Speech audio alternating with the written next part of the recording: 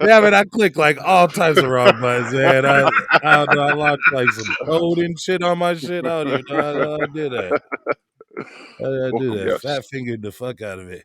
Whatever. We ain't getting no intro. That's what they getting. They getting real life. You know what I'm saying? Let's go. I'd Let's say go, this is what FO, happens in baby. live TV, but we pre-recording this and we still putting out our flaws because I don't care. I'm VO the face. F4, we in the building, 50% fuss, 50% fantasy football, and 100% facts. I'm here with my guys, Jay Reeves, the gambler, Silly C with the numbers. What's going on, gents? Man, this game about to be a banger, man. I can't wait to unpack it. A banger, but I mean, you already kind of let off where you might be leading with some of the teasers you was teasing earlier in some of the other games, so I might know where you're leading. But with that being said, we got the Kansas City Chiefs hosting the Pittsburgh Steelers in Arrowhead. This is the heaviest line of the weekend. Maybe for good reason, maybe not. Kansas City Chiefs giving up 12 and a hook at home. They got the Pittsburgh Steelers at plus 500 on the money line, and the over-under for this game is at 46.5. Jay Reed, Silly C, make it make sense. Silly, tell me what injuries we're looking at in this game. Ooh, this one we kind of actually have a few people. We have Najee Harris, who's questionable. Tyreek Hill's questionable. Darrell Williams questionable. Edwards Helaire is questionable. Helaire. And so yeah, there's a lot of people up in the air for this game. All right, man. Chances are a lot of those cues will most likely turn into in for the game. This is playoffs, is win or go home, all hands on deck. So I imagine everybody will be in attendance. Silly, do you got the weather that's gonna be out there in Kansas City? If not, I could pull it up real quick. Boo. KCMO, because it's going to be the nighttime game on Sunday night. This Sunday night is 35 degrees. It's supposed to be 19 degrees wind chill.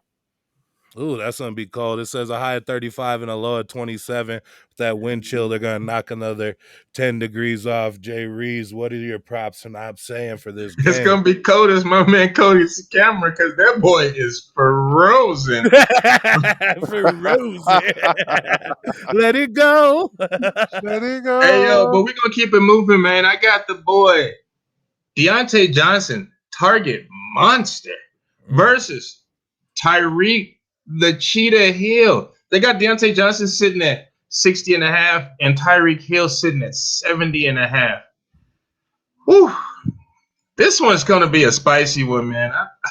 I'm gonna actually roll with Deontay Johnson here because I think that they're gonna have to put a lot on that young man's shoulders to even stay close in this game. Everybody's just expecting the Steelers just to, I don't know, get their cheeks blown off. But I don't know. This may be closer than we actually think, guys. Yeah, it could possibly be. Silly C, what are the numbers saying on that props of the ops? Right now, I currently have Tyreek Hill sitting at 83 yards and Deontay Johnson sitting at 67.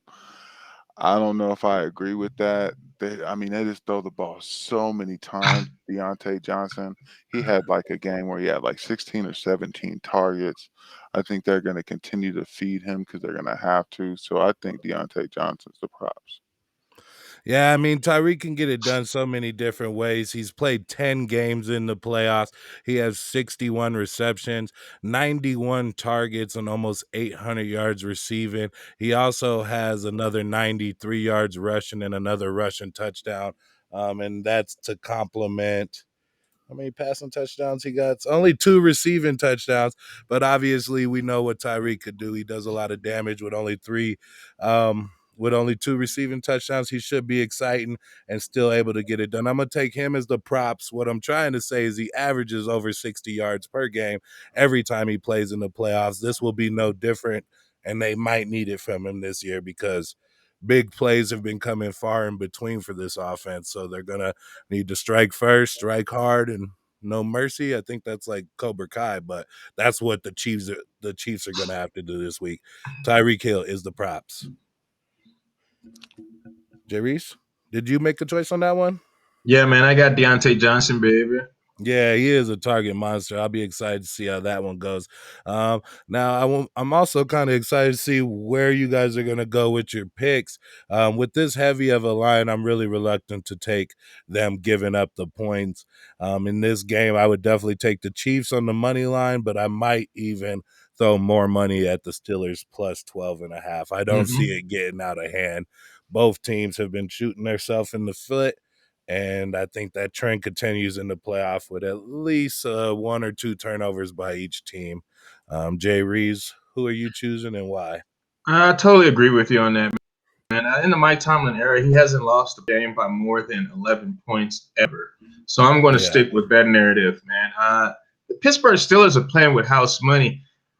Listen, man, I'm all on the cheeks, but I might have to sprinkle that Pittsburgh money line just to do it, man. I kind of missed out on a lot of heavy dogs last year. So I don't know, man. I may just throw a little something at that money line, but like I told you guys earlier, I got the Tampa Bay Buccaneers and the Kansas City Chiefs in a teaser. Bring those numbers down. Bring them down, man. And I also have the Kansas City Chiefs to win every quarter. If you throw that in at FanDuel, they got that sitting at a nice plus 610. I could see it getting out of hand. I could also see it staying close. So I'm just covering all aspects of the game, man. But I got the cheeks in this one on the money line in Pittsburgh with the points. Silly C, that full Jay Reeves took all the meat off the bone right there. There's like no other way you could talk about this game. Can you tell us what kind of picks you putting in since he stole all the narratives? Yeah, there's really no more narratives left. But the It's 12 like, and what a can I hook, say? yeah, the 12 and a hook is a little too heavy for me. In playoff football, that's just, and you have two quarterbacks that's been there before. It's going to be a lot closer, maybe a high scoring game.